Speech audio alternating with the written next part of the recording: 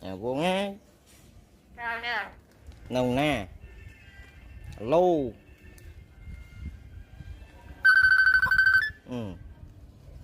tiếp còn mới tiếp Màu. nồng nè xu hết nồng nè Rồi nè. to tiếp